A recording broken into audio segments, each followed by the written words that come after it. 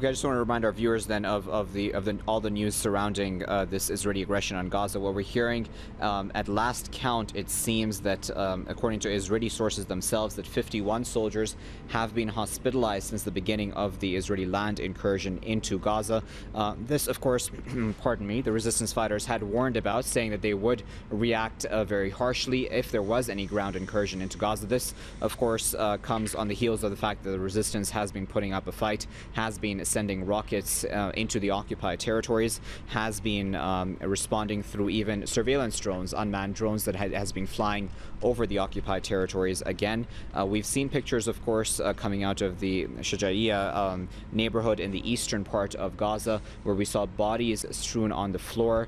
Very harrowing images, very graphic images coming out of the neighborhood. The story goes that no ambulances were allowed into that neighborhood after Israel attacked it. Again, a tactic that Israel has used in the past as well, to not allow those who are injured and wounded to at least get to a hospital to have a chance at life. And we're, of course, still seeing live images coming out of Gaza. It seems that there has been quite a significant attack or explosion at the horizon. A lot of smoke billowing out, it seems, from that one area. And we will, of course, try to keep an eye out for what exactly happened there. We've, of course, also seen the Israeli forces gathered at the buffer zone between Israel and Gaza itself.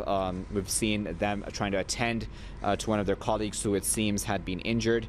They seem to, as Akram was saying as well, be, at this point at least, an intelligence gathering unit. They've been arresting people, they've been trying to arrest people, at the very least trying to make them agents for the Israeli forces, and have been essentially an intelligence gathering unit at this time, but that, of course, could change in the coming hours or days. Now, Akram, again, we're seeing this this very significant attack, it seems, on the horizon in Gaza. I wanted to ask, as we're speaking about that, about the Al-Shifa hospital, because it seems to be the main medical services hospital in the region, and it seems to be the most active. How exactly is it making do, and how are the doctors making do with the situation in Gaza as it stands right now? The doctors are struggling too. They are trying to provide the very needed life-saving aid to the people now. Now they have been warning for the past few days about the possible setback in the health system, because they are struggling. They are targeted also. We should take into consideration that Gaza European hospital in Rafah area was targeted. Beit Hanun hospital was also targeted. Al Wafa hospital was also targeted. It's not only about that the influx of the turnout of a very large number of people to the hospital in need of medical procedures and medical interventions. It's also about the Israeli ongoing targeting for the peoples. You should also know that the Israeli unmanned drones targeted the house of the Director General of Shifa Hospital. So the doctors are working to save the lives of people while they are under great pressure, thinking of their families that they might be targeted and they might be killed. Also, the medical crews are also trying to fetch the bodies of people, and there is a story about one guy who was one paramedic who was trying to save the lives of people in Khan Yunis area, and when he was fetching the bodies, he found the body of his son. So this is the situation in Gaza. Everyone is under fire, even the medical crews and the paramedics and the doctors and everyone, and also the hospitals are under fire. So can you imagine this combination, adverse combination of the bad situation and of the pressure and of the psychological anxiety as a result of the ongoing war and the worry about their families. So it's almost impossible to work in, but they are heroically trying to save the life and trying to extend a helping hand to the people.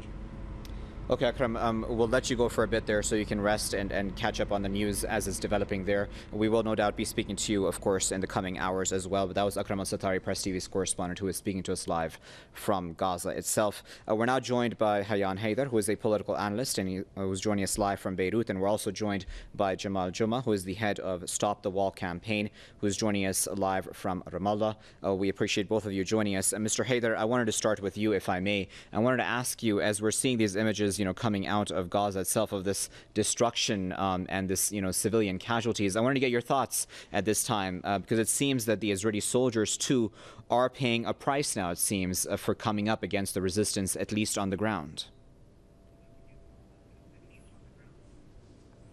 Yes, good morning. Unfortunately, it's not a good morning at all with the news that's coming in every now and then from Palestine. And I would like, first of all, if you allow me to make a small remark, which is an important remark. We've been going through the Western media, and it's always calling on this war. They call it the Israeli-Gaza war. This is Palestinian war. This is a war on Palestine, and we should always insist that Gaza is part of Palestine, and Hamas are Palestinians, and Jihad are Palestinians, and the people are there are the Arab Palestinians, the real owner of this land, and we don't have to forget this. Now, the situation that is coming up over there, that we've seen the Israelis, they went through this in 2008 over there. Of course, they went before that in 2006 in July in Lebanon, and this is the same scenario is happening now. When they don't get to their ends by bombings, through the air bombing and sea bombings, they finally come to the land war. And we have to look at maybe the whole panorama around there. I mean, they asked the people of Palestine to evacuate the north of Gaza. I mean, did anybody see the map of Palestine, the map of Gaza? Do they know how the people are living there? The masses of people in the building there, they evacuate where to? Where do they go if they evacuate? To the sea? They dump themselves into the sea. So now they're coming in with their tanks and with the war equipment. And of course, we've been hearing since yesterday of heavy casualties within the Israeli army over there. Of course, the heaviest casualties are the Palestinian death there. Just today, we have more than 40 martyrs in Shejaiya in the Gaza Strip of Palestine over there. And of course, the Israeli army is really targeting everything, to start with electricity, water, hospitals, schools of handicapped people even. Children on the beach, we have seen how they've been targeted. I mean, don't tell us these are strategic war targets. And I'm really depressed with first of all, the official Arab world. Second, the so-called free world all around the place. I mean, the voices we've seen around. Of course, I've seen yesterday a very huge demonstration in Yemen, and which shows us that people still, the Arabs are on the ground. They still feel Arab, and feel with the Palestinians. But I'm talking of the official governments, that have no reaction at all. Second, I mean, I'm really, really sad to see France forbidding the French and Palestinian and Arab people to demonstrate in one of the squares of Paris over there for what is happening in Gaza. Of course, we've seen some of the demonstration in the rest of Europe and in England and Germany, but I mean, it is really sad to see France over there. And of course, we've seen the foreign minister of France coming to Cairo, so-called see how they can save some lives in Palestine. And suddenly we hear that Egypt bought for 1.35 billion of euro 4 warships from France. So this is what is really happening. It's economics and deals behind.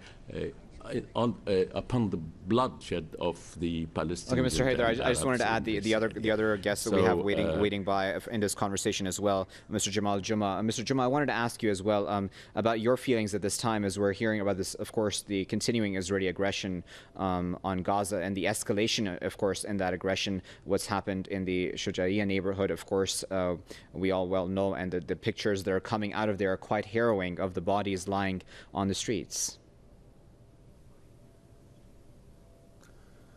Yani, of course, and what's happening in Gaza now, especially in Shejaiya, is a genocide against the people. 100,000 until now almost left at Shejaiya. They are sleeping in the streets now. They are bombing the hospitals, they are bombing the mosque, they are bombing the streets. The people are sleeping in the streets now. There is no place where to go. The Palestinians in Gaza don't have the privilege of any other people around the world in such a cases that they can go outside away from the massacre. Here the people is in the prison. It has been jailed from every side. And the people has been just like receiving the bombs from everywhere. In calling Gaza people, and many had been calling also as well, the most important about what's going on, the people is very angry. They are around the resistance, gathering regardless of how much the bloodshed and the massacre is going on in Zannana, in Shejaiya, in many places in Gaza. The people of Gaza, they say this time that we are not a nice victims and will not be nice victims.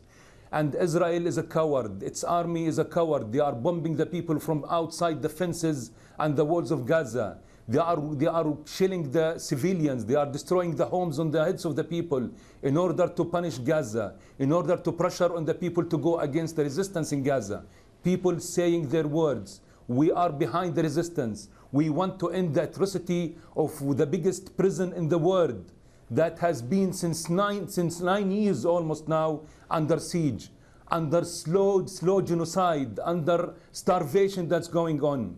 Israel is not just bombing the people and bombing the houses. They're bombing the water resources. They are bombing the electricity. They are bombing the hospitals, the schools, the mosque. Everything in Gaza is under ongoing genocide. Shame on the world, shame on Obama, shame on the United Nations, shame on the European governments who try to even prevent their people to go against the war in Gaza in the streets. This is the shame in the face of the humanity. What's going on in Gaza is just like going to stop here. If the world didn't stand up, if these people who have a sense of humanity didn't stand up and say, stop killing the people, stop killing the civilians, stop these massacres, stop the genocide, Israel is going to continue. Israel escaped the war in 2008 when they used the phosphoric bombs against the people and burned them in Gaza. They escaped with 2012 and they are doing it again and again. It's enough. There must a voice that say it's enough, and the people of Gaza say enough. Kill us all here. We will not stop until this crime stop once and for all. It's not acceptable that every 2 years we will have another genocide in Gaza.